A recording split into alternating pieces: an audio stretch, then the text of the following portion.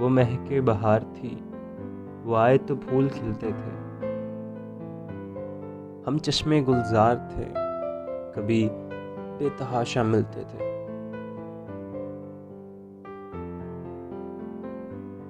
اشتیاق دید تھے، اس کے عاشق تھے کئی، اس کے دم سے کئی بھرم پلتے تھے۔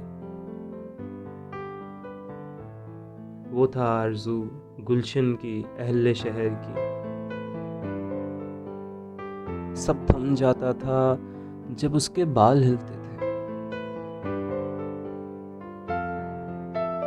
وہ اپنا پہلو اٹھا کر چلتے تھے، جب باخدا لوگ گرتے تھے کیا سنبھلتے تھے۔